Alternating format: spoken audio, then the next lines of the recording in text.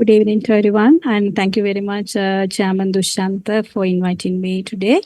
So, before going to the challenges that we have to face when we introduce nuclear power into Sri Lanka, I would like to give a brief introduction about the nuclear energy.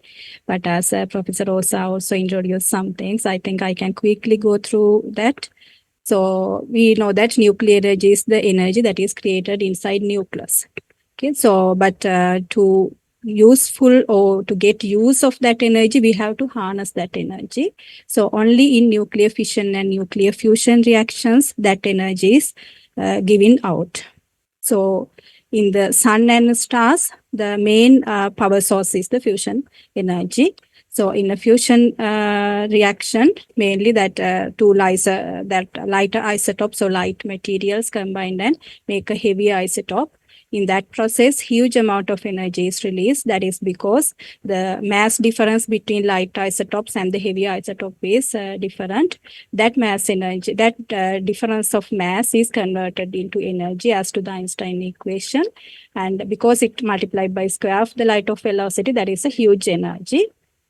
So that is actually inexhaustible source of energy, but still, although the researchers are trying for a long duration, still it is a dream to the real world. And only nuclear fission is what we are currently using. So in a fission reaction, heavy isotope is breaking into lighter isotopes with the activation of a neutron.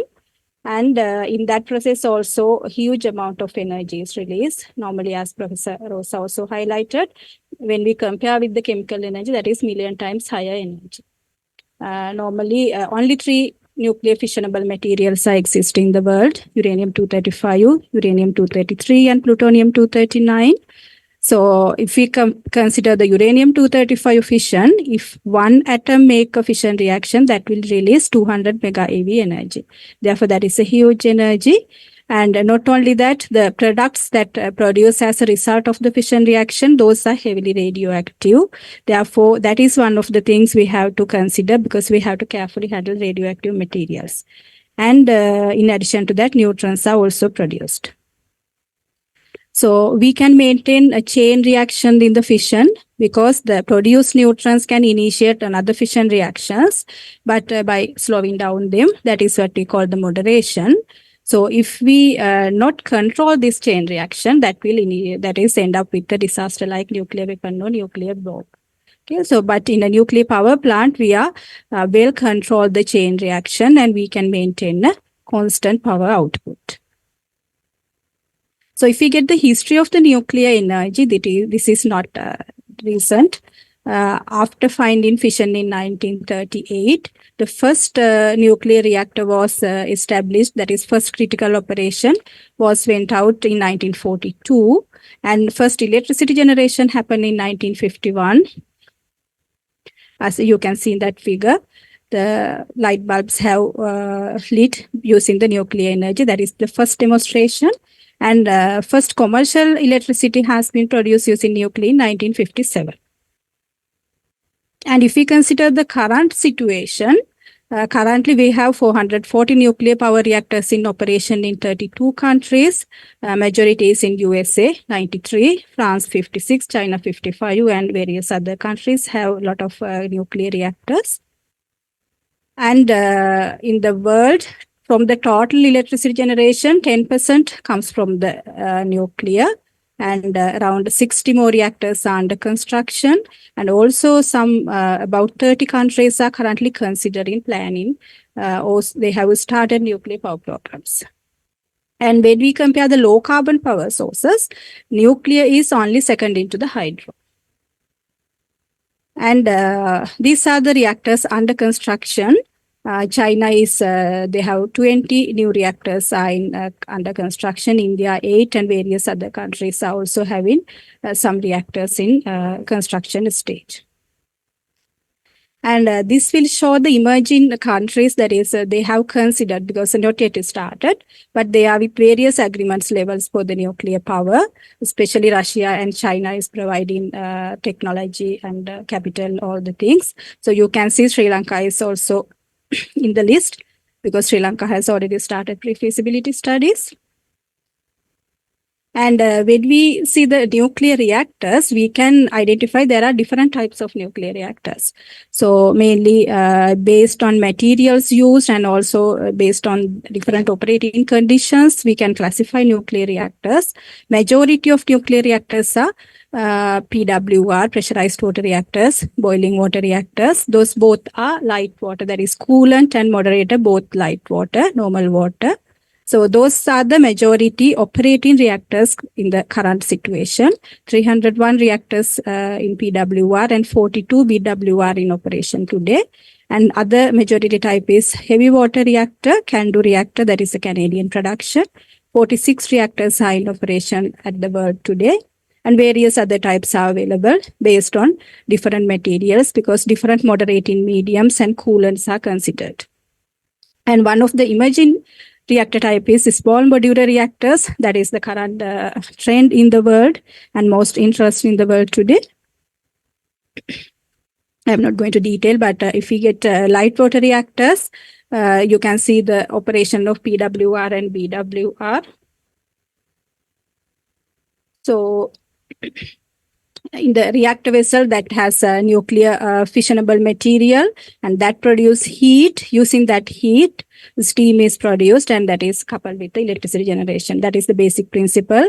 Almost all same as the thermal power generation. Only difference is instead of burning coal or other thermal fuel, we are using heat generated in the fission reaction. And in pressurized heavy water reactor, also the same technique, but the difference is not the normal water. It uses heavy water as the coolant and moderator. And if we see the evolution of the nuclear reactors, we can identify mainly starting from generation 1. Generation 1 is the very early reactors, that is the started period of the nuclear power. Currently, they are not in operating. Generation 2 reactors are currently in the operation stage in the world that started around 1970, various PWR, BWR and heavy water reactors. And then generation 3 plus and generation 4 reactors came. So that is generation 3 and 3 plus reactors are with some modifications to the generation 2 reactors. That is by adding different advanced features, generation 2 reactors have been modified.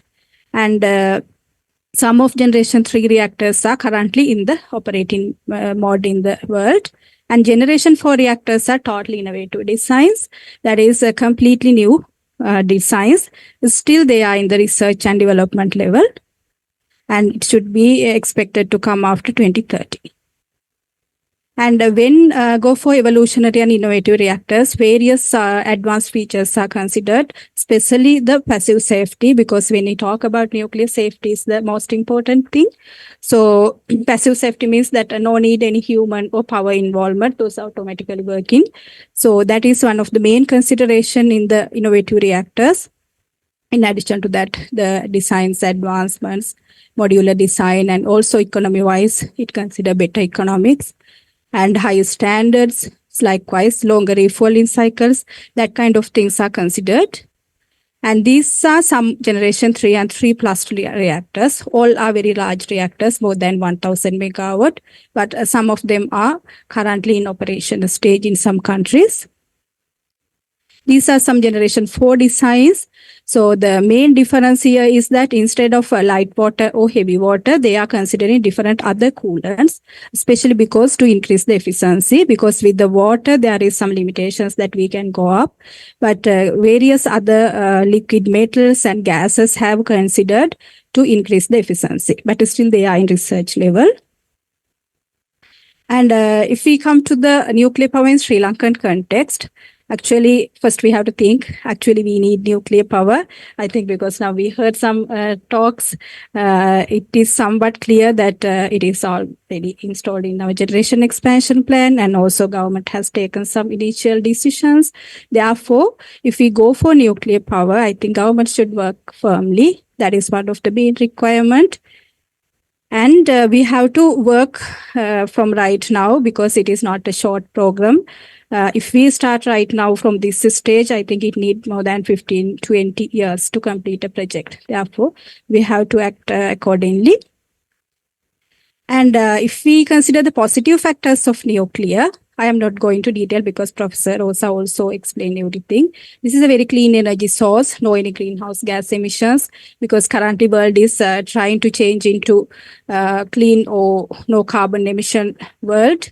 This is one of the best option, and very high technical features and very advanced reactors have been introduced and inherently safe. And this is not intermittent source like solar, wind. And when we consider energy security and diversity for the Sri Lanka, we need some options, because we know that if the hydropower generation is low, we have to totally depend on thermal. And economic wise also, that is somewhat comparative. I will come to later. And but we have many challenges to overcome. So these are some of the things as I identified, mainly the public acceptance. But I think if a government is taking a firm decision, that can overcome. That is up to the government. And also we should give the correct information to the general people, and they should be educated or informed as soon as possible if we go for the nuclear power. I think that is a must requirement. And another challenge is the high capital cost. So because if we consider the economics of nuclear power, actually nuclear power is cost competitive only except for the countries that they have direct access for the low cost fossil fuels. That is, if we get example, USA, Australia, China, they have their domestic coal reserves. Therefore, their coal generation cost is very low. But until they not consider the environmental effects. But when we consider the environmental, health, social cost, then nuclear is outstanding. And also, when we compare the generating cost, the fuel cost for nuclear plant is very minor proportion, because it is when compared with the other options, the fuel cost contribution is very low, but capital cost is somewhat higher, and it is higher than coal-fired and also much higher than the gas-fired power plants. But when we consider the levelized cost, that is competitive. Okay, I will come later. And this will show some studies done on capital cost of the various energy options. If you see the nuclear, it is roughly around 7,000, 6,000, 7,000 US dollar per megawatt hour. So, and also you can see wind, solar, those are anyhow cheaper. But when we go to the coal power, that is also around 4,000. And if we consider the carbon capture option, considering the environmental emissions, then it is somewhat similar to the nuclear power plant capital cost. And also some other technologies like fuel cells, those are same. And if you see the capacity factor on the last column, you can see nuclear, it is very high capacity factor, normally running more than 90% capacity factor. But the other intermittent sources like wind, solar, they have very low capacity factors. Therefore, considering all these factors and also the environmental cost, if we calculate the levelized cost of energy, nuclear is very much competitive. In this study, they have considered all emissions and other social factors, health, environmental, everything, and have done this study. And according to that, you can see nuclear is very much cost competitive with the other options. And levelized cost of energy is shown in this table. That has done by different research people. So you can see for the nuclear in various studies, various factors. Actually, when we study, what we can see is that real cost factors are not available actually, because that also depend, especially that depend on discount rate and what is the place we are going to install. Likewise, there are various factors affecting when we calculate the cost. So, but based on these calculations, in some of the studies, that nuclear is somewhat very competitive with other options. And another challenge is the If we go for very large reactors, that was the earlier decision, that is a huge capital investment. And because we can only cover that if we possible to run the power plant for the total lifetime. If in any accident or in any incident, if we have to stop the power plant in the mid of the long lifetime, that should be a huge capital loss into the country. That is unbearable cost. And also, there is a challenge to connect to our small grid. And therefore, as Professor Rosa also highlighted, SMR is the emerging interest in the world today. And that is small power plants, less than 300 megawatt power plants. And they are inherently safe, economical, and currently over 80 designs and concepts are globally under development. And some of the SMR designs are currently in the construction period. And therefore, in various newcomer countries, this is the emerging interest, not only for the electricity generation, but various other applications like hydrogen production, water desalination. SMRs are considered throughout the world. And when we compare the size, you can see the SMR compared to a conventional reactor. And this is the current status of the SMR. There are various land-based reactors. 31 designs are worldwide in the production stage. And marine-based reactors, that is, the total system is built on a barge. And that is one marine-based reactor is currently operating in Russia and various other types as well. And in addition to that, micro-reactors are also introduced. That is very small SMRs, less than 10 megawatt. So these are some of the designs has introduced into the world. And these are marine-based SMRs. You can see the total structure has been built on a barge, and that can transport or move from location to location. Therefore, there are various options that after end of the period, they can totally bring back the system into the vendor countries. So currently, one floating reactor is in operation starting from 2020. This is the one that is operating in Russia. So the whole system has been built on a barge. And this is 35 megawatt PWR type reactor. And very high enriched fuel is used, 18.6% enriched fuel. And refueling is 3 years. Normally, the refueling is happen for the total fuel, not like the large reactors. And there are various other applications as well for the SMRs, as I already told. And these are some of the operating and detailed design stage reactors of the SMR. And one of the main problem we have to careful is the spent fuel and waste handling. But in this kind of reactors, normally they will be taken back. All the waste and all the spent fuel, they will be taken back to their countries after the operating period. Therefore, that is also one of the best option for countries like us. And if we compare SMR is conventional, capital cost is comparatively low because the size is smaller, and levelized cost also comparatively lower, and the construction period because for the large reactor, only for the construction, it takes more than 5 years. But for SMR, it is around 1.5 years and longer refueling cycles.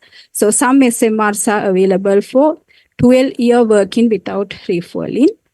Therefore, when we compare with the conventional reactors, fuel requirement is low and spent nuclear fuel handling is easy and low risk in capital and very high safety. Therefore, this should be one of the best options for the countries like us. And also, I will quickly go through some other challenges. That is, if we go for a large plant, we have to think about the sites as well. This will show the land requirement for different energy options. You can see nuclear is in the bottom. That is, nuclear uses the least amount of land when compared with the other energy options. But that is for the construction.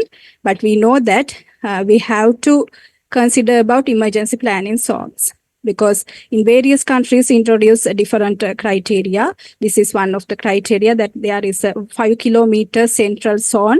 That is, the people in that area should be quickly evacuate if some accident happened.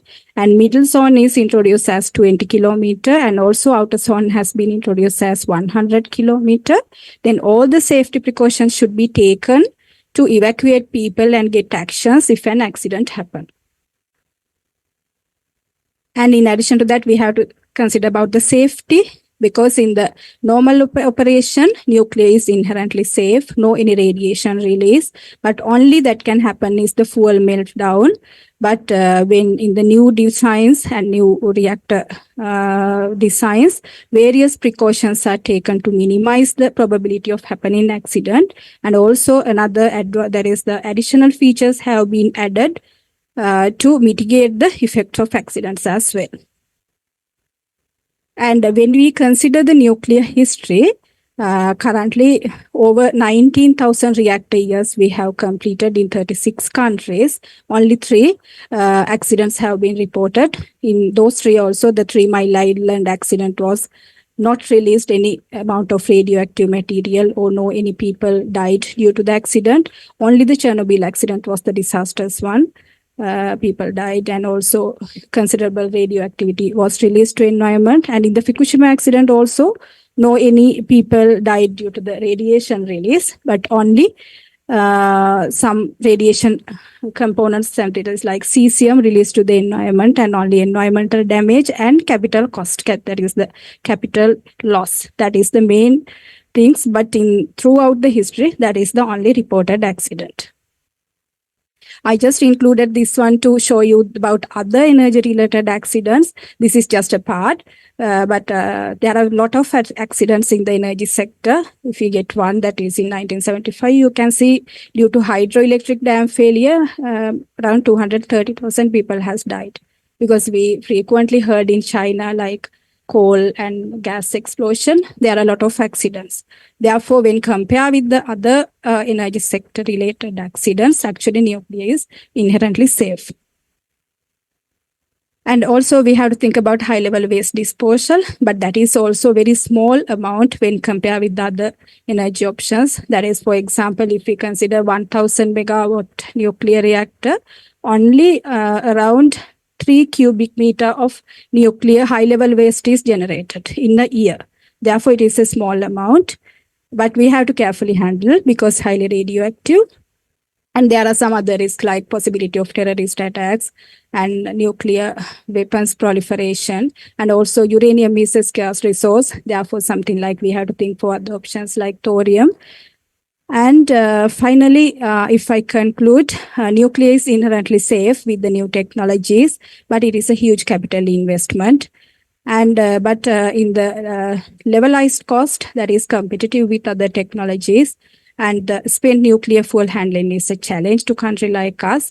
Therefore, something like small modular reactors, especially offshore built small modular reactors, should be most suitable for countries like us because no require any land and less capital cost, less risky, and also no worries about the spent nuclear fuel handling. Thank you, and I will come discussion later.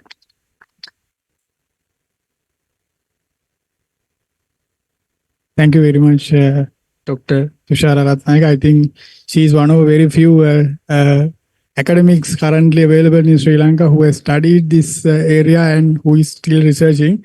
So it is a very valuable session for us.